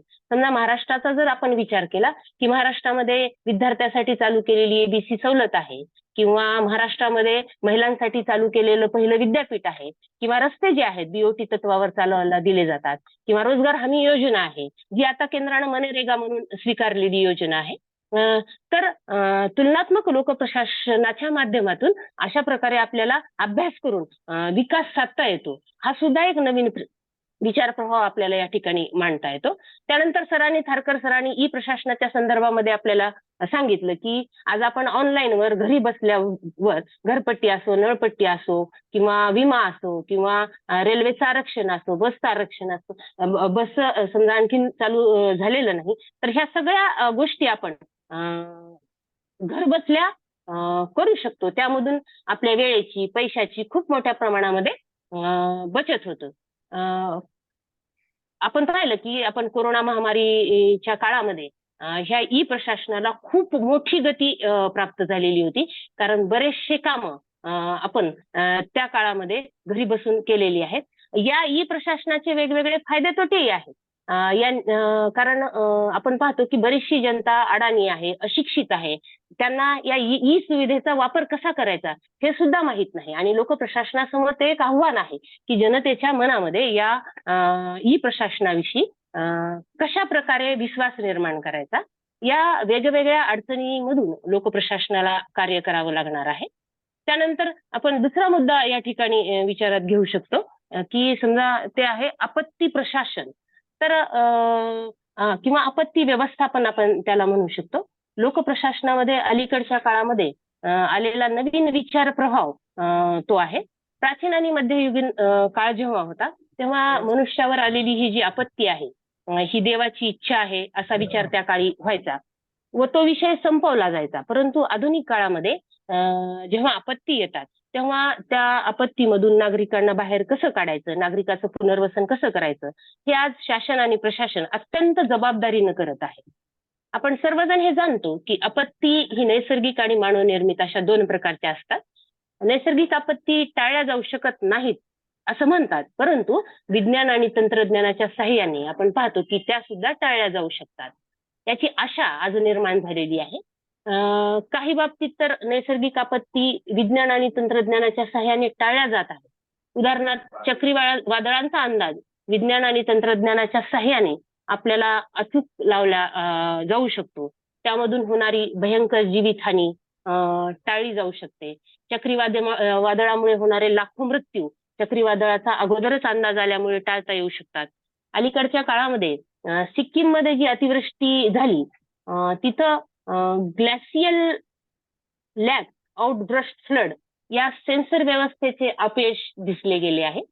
हे टाळता आले असते तरीही अशा आपत्ती जेव्हा येतात तेव्हा लोकप्रशासनाची जबाबदारी खूप वाढते. नैसर्गिक आपत्ती बरोबरच आपण मानवनिर्मित आपत्ती ही लोकप्रशासनासमोरील एक आव्हान आहे असं आपण म्हणू शकतो. या आपत्ती सुद्धा अचानक येतात परंतु त्या टाळल्या जाऊ शकतात. यासाठी लोकप्रशासनाला आंतरविद्याशाखीय दृष्टिकोन निर्माण करावा लागेल. विविध सामाजिक शास्त्राच्या व स्वयंसेवी संस्थांच्या माध्यमातून मानवनिर्मित आपत्तीचा अंदाज उपचारात्मक कृती केल्यास प्रशासनावरील ताण कमी केला जाऊ शकतो. हा सुद्धा नवीन विचार प्रभावी ठरू शकतो. 2020 साली जी महामारी आली आणि जागतिक लोकप्रशासन व्यवस्थेवर त्यामुळे एक ताण निर्माण झाला. ही समस्या निसर्गनिर्मित आहे की मानवनिर्मित आहे या बाबतीमध्ये आजही जगासमोर संभ्रम आहे. खरं तर कोरोना महामारी हा जगावर व मानवी जीवनावर येणाऱ्या नवीन आपत्तीचा एक संकेत आहे असं म्हटलं तरी वावगं ठरणार नाही. या विषयाला अनुसरूनच आत्ताच एक पठाण नावाचा चित्रपट आलेला आहे आणि हा चित्रपट मानवी जीवनामध्ये येणाऱ्या धोक्याची सूचना देतो. या चित्रपटामध्ये चिकन पॉक्सच्या जीवाणूमध्ये जेनेटिक बदल करून ती पुन्हा मानवी समाजामध्ये सोडणारा खलनायक आपण त्या चित्रपटामध्ये पाहतो. अशा प्रकारचे धोके लोकप्रशासनासमोरील जी आव्हाने आहेत ती वाढवणारे आहेत आणि हे नवीन आव्हाने नवा विचार प्रभाव निर्माण करतात. जेव्हा जेव्हा नवीन आव्हान येतं तेव्हा तेव्हा लोकप्रशासनामध्ये नवीन विचार प्रभाव अस्तित्वात येतो आणि तो आलाही पाहिजे. तो लोकप्रशासनाच्या अभ्यासाच्या दृष्टिकोनातून अत्यंत महत्वाचा आहे. यानंतरचा समजा आपण ई यंत्राचं आपण या ठिकाणी उदाहरण देऊ शकतो. अनेक समजा यंत्रे ई प्रशासनासोबतच आपल्याला महत्वाची वाटतात, की आज आपण पाहतो की प्रशासन वेगवेगळी यंत्र लोकांना उपलब्ध करून देतं. त्यामुळं प्रशासनाला एक प्रकारची गतिमानता येतं. समजा संगणक आहे, त्या संगणकाच्या माध्यमातून माहितीचं संकलन आहे, विश्लेषण आहे. त्याचबरोबर विविध ग्रामपंचायतींना आज आपण पाहतो की पर्जन्यमापक यंत्र आहे, तापमान यंत्र आहे, वैद्यकीय सेवा पुरवणारी वेगवेगळी यंत्र आहेत, कृषी आणि पशुधन जे आहे ते उपलब्ध करून दिलेली वेगवेगळी पशुधनासाठी वेगवेगळी यंत्र आहेत. आर्थिक दुर्बल घटकांच्या उन्नतीसाठी आपण पाहतो की प्रशिक्षण देण्यासाठी वेगवेगळी साधने आज गव्हर्नमेंट उपलब्ध करून देत आहे. हे सुद्धा लोकप्रशासनाच्या अभ्यासाचा विषय होऊ शकतात आणि या बाबीचा लोकप्रशासनाने नवीन विचार प्रभाव म्हणून विचार करायला हरकत नाही. वर्तमान काळामध्ये आपण पाहतो की इंटरनेट जे आहे, ज्याला आपण ई शासन सुद्धा म्हणू शकतो, इंटरनेटच्या माध्यमातून माहिती आणि सूचनांची गती ही वरकरणी मीडियाशी संबंधित आहे असं आपल्याला वाटणारी बाब आहे. परंतु याचा लोकप्रशासनाच्या दृष्टीने जेव्हा आपण अभ्यास करतो तेव्हा सोशल मीडियामधून माहिती व सूचनांची होणारी देवाणघेवाण व त्याची प्रचंड गती हा सुद्धा लोकप्रशासनाच्या अभ्यासाचा मोठा विषय आहे. प्राचीन काळी अशी साधने नव्हती, त्यामुळे जनतेपर्यंत ही माहिती पोहोचत नव्हती. त्यामुळे बऱ्याच योजनांची माहिती इच्छा असून सुद्धा जनतेपर्यंत पोहोचत नव्हती. आणि या बाबतीमध्ये राजीव गांधींनी एक खंत व्यक्त केलेली होती की समजा योजनांसाठी एखादा रुपया जर दिला गेला तर तो 1 रुपया जनतेसाठी खर्च होत नाही, तर तो फक्त आणि फक्त 15 पैसेच त्या योजनेवर खर्च होतो. तर आता सोशल मीडियाच्या माध्यमातून किंवा या इलेक्ट्रॉनिक मीडियाच्या माध्यमातून वेगवेगळ्या योजनांची माहिती जनतेपर्यंत पोहोचते आणि त्यामुळे प्रशासनाला एक गती आलेली आहे. प्रशासन प्रभावशाली होण्यास मदत होत आहे. हा सुद्धा लोकप्रशासन विषयाचा एक नवीन विचार प्रभाव आहे असं मला वाटतं.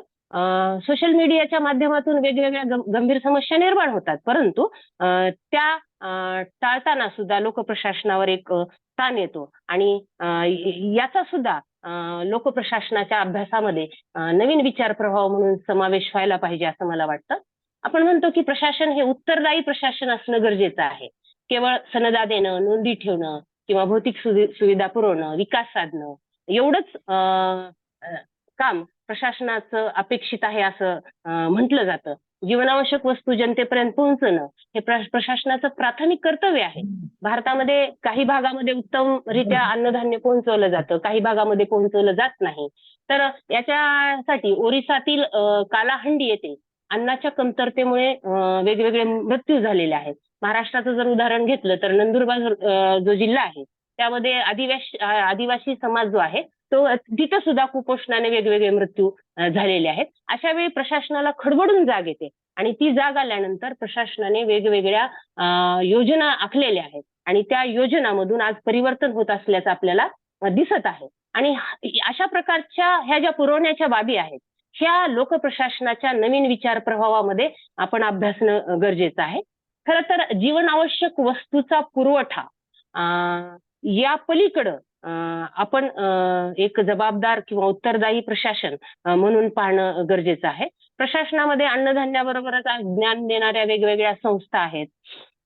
तशाच प्रकारच्या भौतिक सुविधा देणाऱ्या मूलभूत भौतिक सुविधा देणाऱ्या याचाही त्याच्यामध्ये अंतर्भाव होतो. याचाही अभ्यास लोकप्रशासनाच्या नवीन विचार प्रवाहामध्ये होणं गरजेचं वाटतं.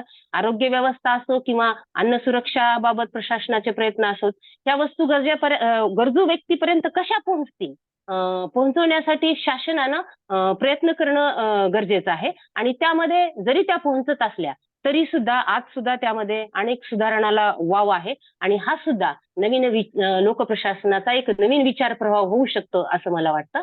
त्याच्यानंतर आपण पाण्याचं उदाहरण घेऊ शकतो की पाणी हा माणसाच्या जीवनाचा अत्यंत महत्वाचा घटक आहे.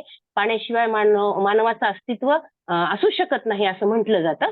तर बरीचशी युद्ध भांडणे पाण्यामुळे होतात. आपण पाहतो की भगवान बुद्धाच्या काळापासून आपल्याला दिसून येतं की पाणी जनतेपर्यंत पोहोचणं, तेही शुद्ध पाणी पुरवठा करणं ही शासनाची जबाबदारी आहे. असे असून सुद्धा शासनाने अजूनही ते आपलं प्राथमिक कर्तव्य आहे म्हणून लक्षात घेतलेलं नाही. पाणी पुरवठ्याचं काम जे आहे हे अतिशय संत गतीनं सुरू आहे. त्यातही आता बदल होत आहेत. पाण्याचा पुरवठा करण्यासाठी वेगवेगळे टँकर, नळ योजना, तद्वतच शुद्ध पाणी पुरवणं हे सुद्धा आज शासन करत असल्याचं आपल्याला जाणवतं. महाराष्ट्रातल्या काही ग्रामपंचायतीचा आदर्श आपल्याला उदाहरण या ठिकाणी देता येतं. औरंगाबाद जिल्ह्यामधली समजा पाटोदा नावाची ग्रामपंचायत आहे, त्या ग्रामपंचायतीनं आरो बसवलेले आहेत आणि त्याचा आदर्श वेगवेगळ्या ग्रामपंचायती घेत आहेत. बहुधा हे कोणत्याही तज्ञानं किंवा अभ्यासकानं ह्या ग्रामपंचायतीला सुचवलेलं नाही, तरी सुद्धा ह्या ग्रामपंचायती करतात. म्हणजे ही एक कौतुकास्पद बाब आहे. म्हणजे स्थानिक प्रशासन म्हणून अशा प्रकारचा आदर्श निर्माण ह्या ग्रामपंचायती करता आणि हा आदर्श सगळ्यांनी स्वीकारणं गरजेचं आहे. केवळ शासनाकडेच आपण बोट दाखवणं संयुक्तिक नाही आणि लोकप्रशासनाच्या या अभ्यासामध्ये याचा सुद्धा एक नवीन विचार प्रवाह म्हणून अभ्यास होणं गरजेचं आहे असं मला वाटतं. आपण पाहतो की अलीकडच्या काळामध्ये एक नवीन संकल्पना निर्माण झालेली आहे, जिला आपण चिरंतन विकास किंवा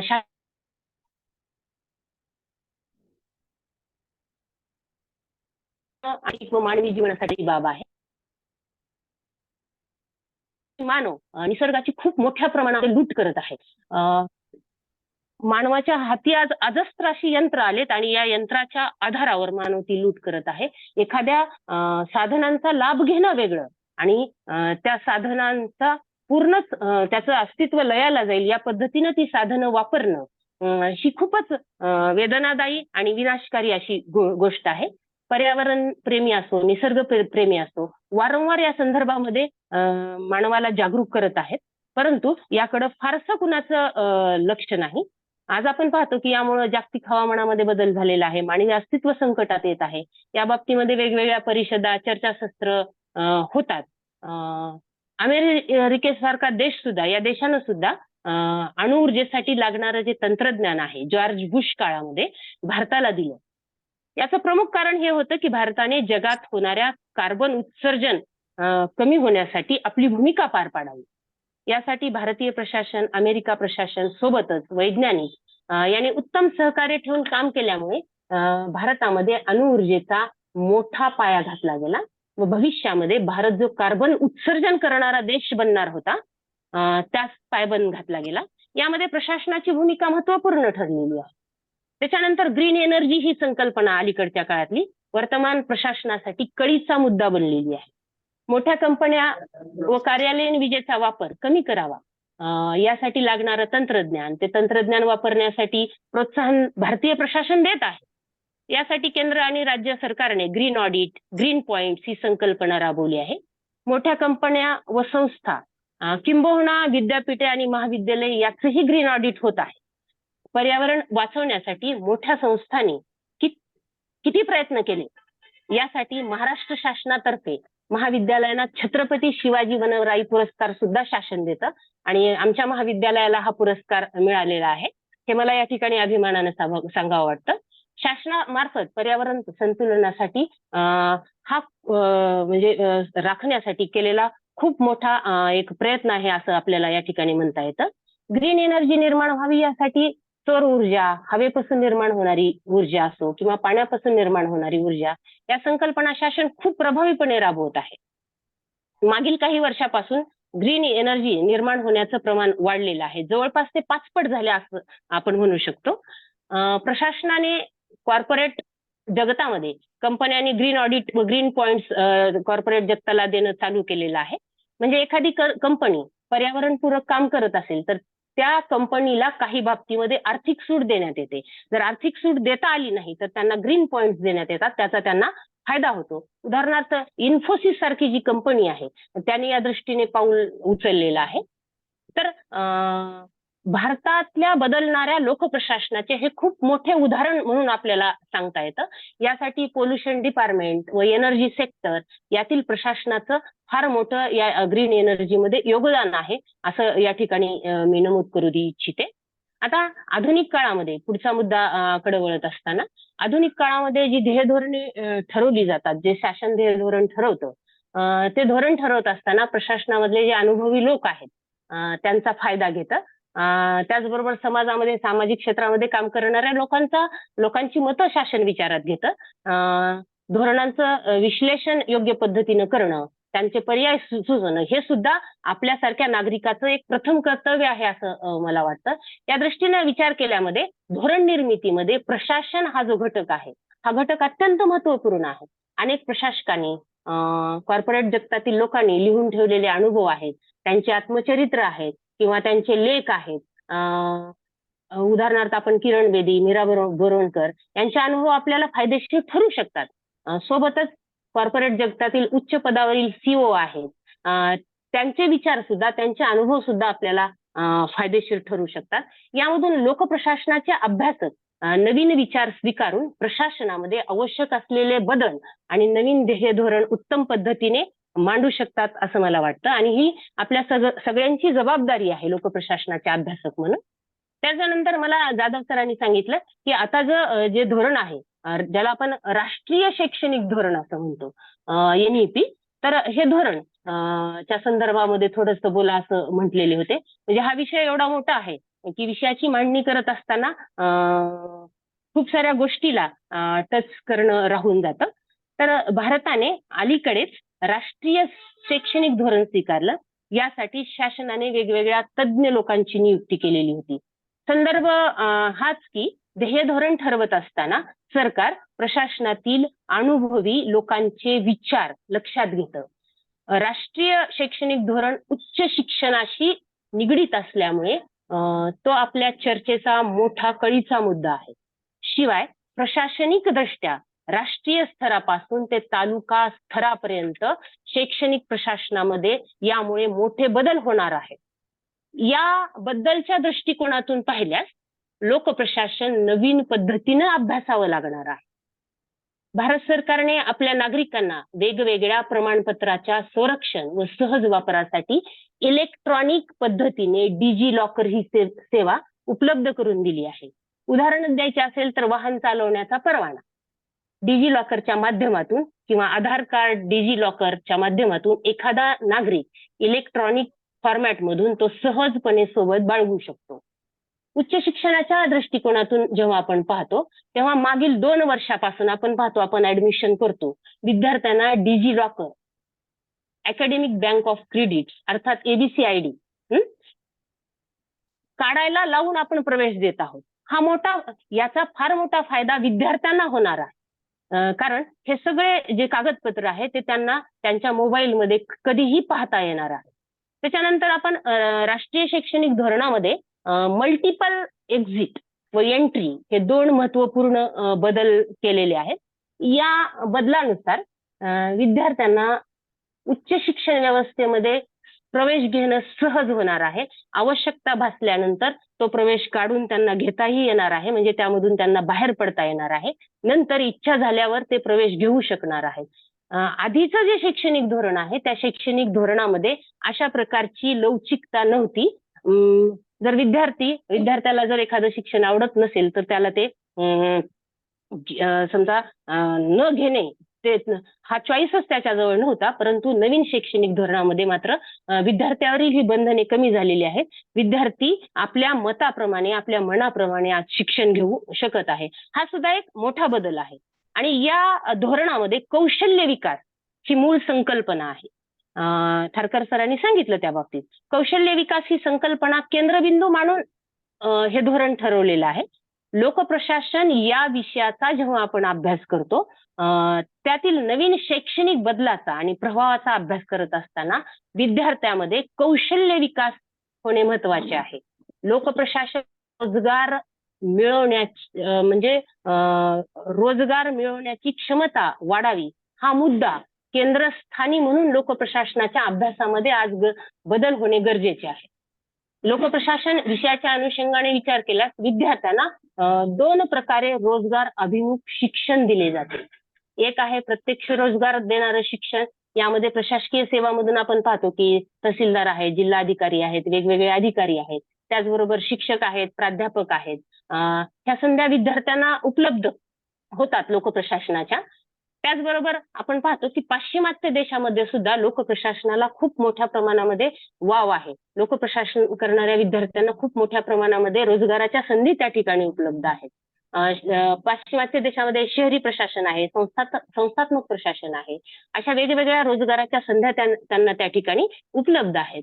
त्याच्यानंतर NGO आहेत, वेगवेगळ्या कंपन्यांचे पब्लिक रिलेशन ऑफिसर्स मॅनेजमेंट क्षेत्रामध्ये सुद्धा लोकप्रशासन विषयाचे विद्यार्थी चांगलं करिअर घडवू शकतात. त्याचबरोबर पत्रकार आहेत, डाटा विश्लेषण करणारे लोक आहेत, वेगवेगळ्या कंपन्यांचे प्रशासक म्हणूनही त्यांना संधी मिळू शकते.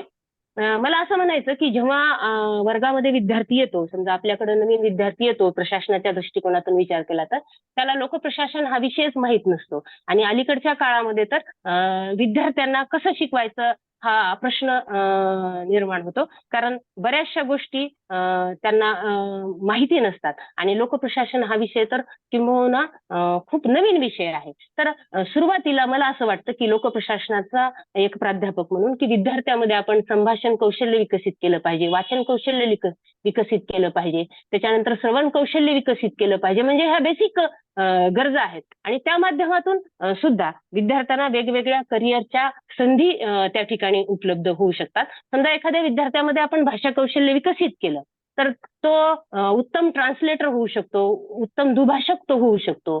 त्याच्यानंतर आपण आपत्ती हा मुद्दा जर विचारात घेतला तर समजा आपत्ती व्यवस्थापन कौशल्य आहे, एखाद्या विद्यार्थ्याला जर त्या बाबतीमध्ये शिकवलं गेलं तर तो उत्कृष्ट आपत्ती व्यवस्थापक होऊ शकतो. आपत्ती निवारण कसं करायचं बाबा या संदर्भात तो चांगल्या पद्धतीने व्यवस्थापन करू शकतो.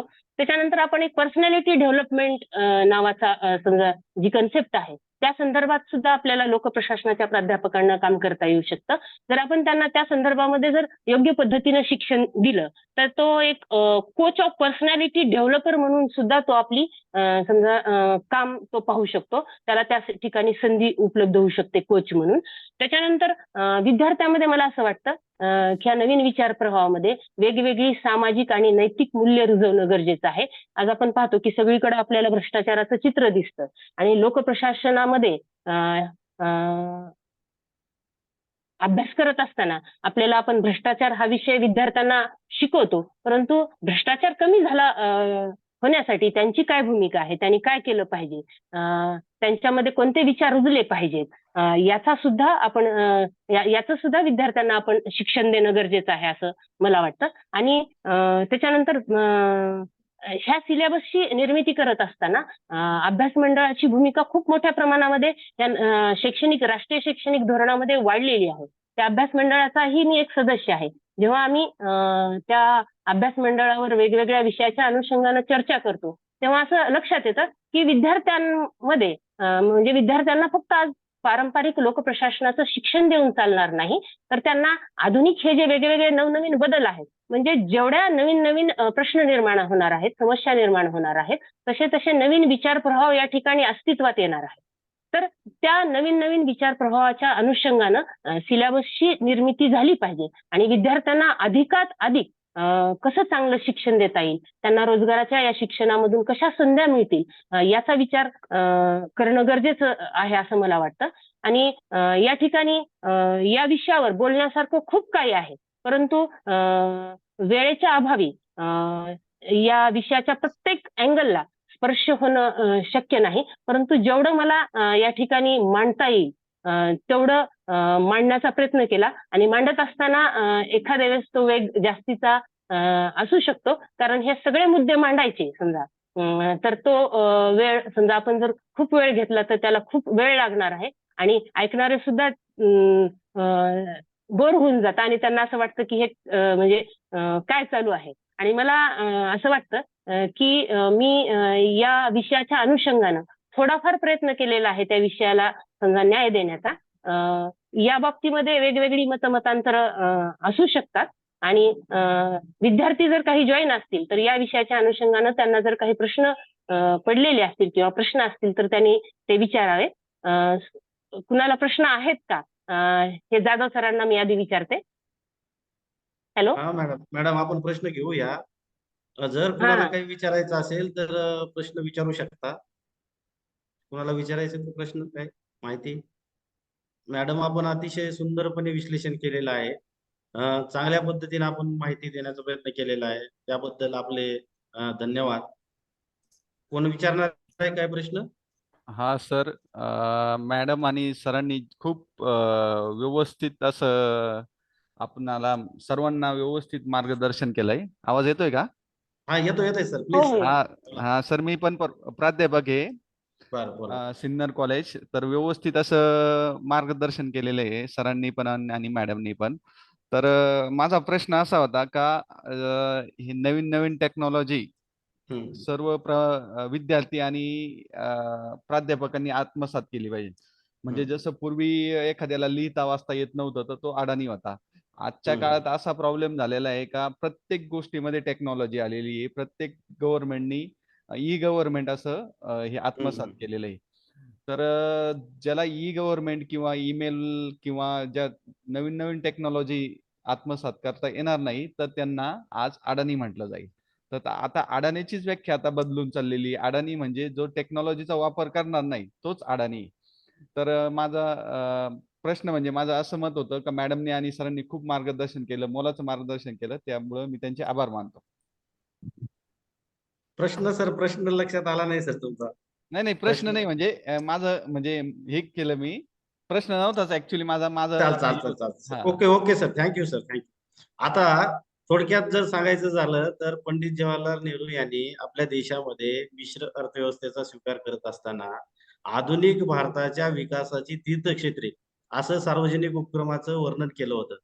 परंतु गव्हर्नमेंटला जे काही बेसिक सुविधा द्यायच्या होत्या, बेसिक सुविधा लोकांना पुरवायच्या होत्या, उदाहरणार्थ संदेश वहनासाठी भारत संचार निगम लिमिटेड असेल किंवा अजून कोणता उपक्रम असेल, oil and natural gas companies किंवा अजून जे काही सेवा पुरवठा देणारे उपक्रम असतील.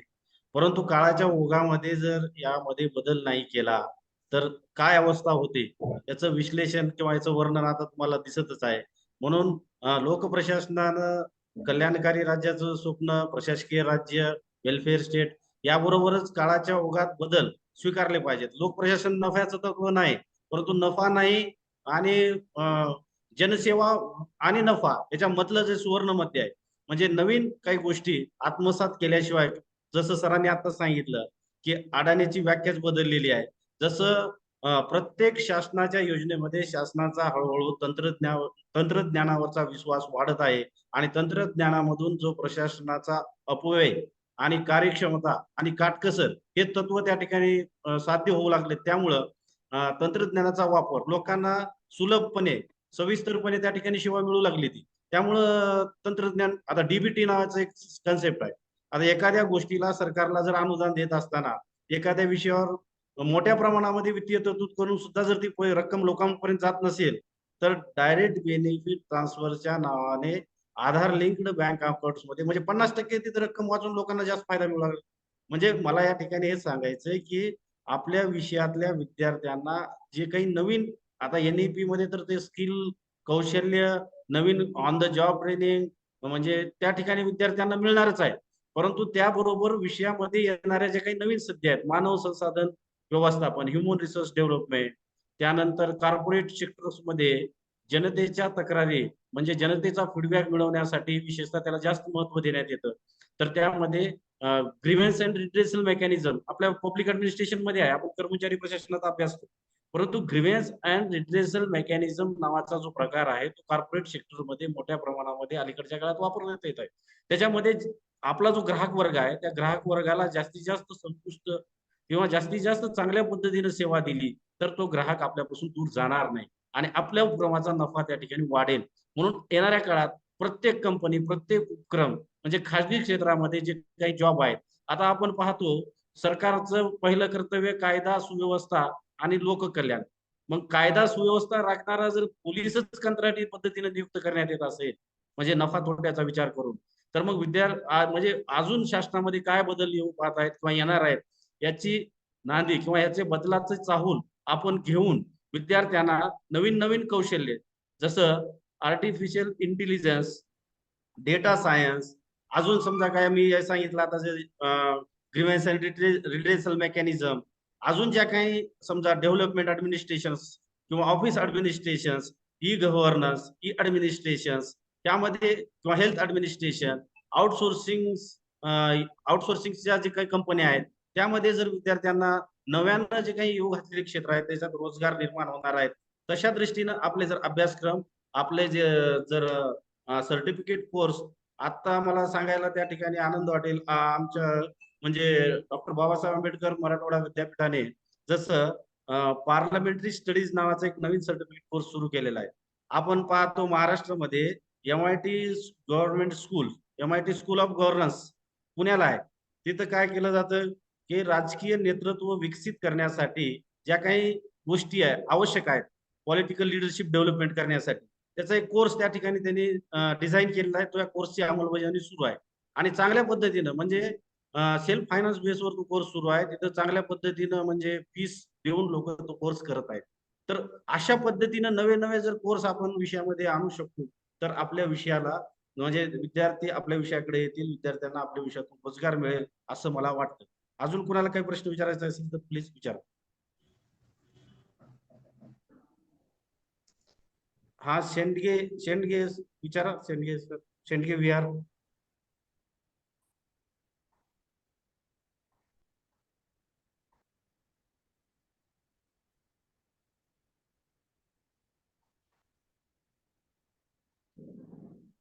हॅलो, कुणाला प्रश्न विचारायचा आहे?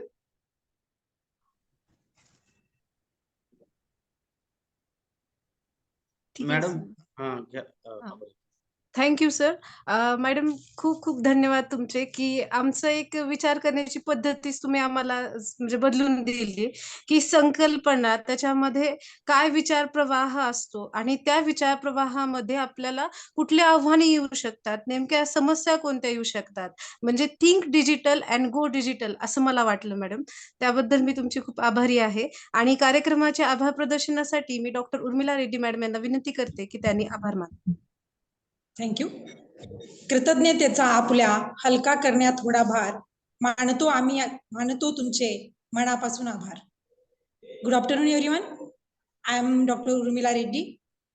महाराष्ट्र शिक्षण Prasarak Mandal, arts, commerce and science college किल्ले धारूर आणि दयानंद कला महाविद्यालय लातूर यांच्या संयुक्त विद्यमाने आयोजित recent trends in public administration या राष्ट्रीय वेबिनारमध्ये उद्घाटक म्हणून लाभलेले डॉक्टर पंजाबराव थारकर सर, ज्यांनी लोकप्रशासनाच्या 137 वर्षाच्या प्रवासाचा वहापोह ज्यांनी केला व आम्हाला सखोल असं मार्गदर्शन केलं, त्यांचे विशेष आभार. याचबरोबर आजच्या साधन व्यक्ती सीमा काशीद मॅडम यांनी पारंपरिक लोकप्रशासनापासून ते 24/7 म्हणजेच वन डे गव्हर्नन्स पर्यंत ज्या संकल्पना आमच्या विस्तृत पद्धतीने संकल्पना पूर्ण केल्या, याचबरोबर लोकप्रशासनातील असलेल्या करिअरच्या संधी विद्यार्थ्यांनाच नव्हे तर प्राध्यापकांनाही मार्गदर्शन ठरेल असं मार्गदर्शन ज्यांनी केलं, अशा मॅडमचे मनपूर्वक अभिनंदन व खूप खूप आभार. याचबरोबर या आजच्या कार्यक्रमाचे प्रमुख पाहुणे दयानंद कला महाविद्यालयाचे परिवार प्रमुख डॉक्टर SP गायकवाड सर यांचे आभार. धारूर महाविद्यालयाचे प्राचार्य यांचे विशेष आभार. याचबरोबर लोकप्रशासन विभाग प्रमुख डॉक्टर दत्ता जाधव सर, कार्यक्रमाच्या वेळेपर्यंत सर्व काही सुयोग्यप्रमाणे जुळवून आणणाऱ्या नियोजकाच्या युक्तीचे विशेष आभार. दयानंद कला महाविद्यालयाचे लोकप्रशासन विभाग प्रमुख डॉक्टर रामेश्वर खंदारे व माझे सर्व सहकारी यांचेही आभार. याचबरोबर ऑनलाईन कार्यक्रमाला ऑनलाईन उपस्थित असणाऱ्या सर्व विद्यार्थ्यांचे, सर्व गुरुवर्य प्राध्यापकांचे, ज्यांनी या कार्यक्रमाची पूर्णपणे शोभा वाढवली, अशा प्रत्येकांचे या ठिकाणी मी आभार मानते आणि अध्यक्षांच्या संमतीने हा कार्यक्रम या ठिकाणी संपला असे जाहीर करते. धन्यवाद.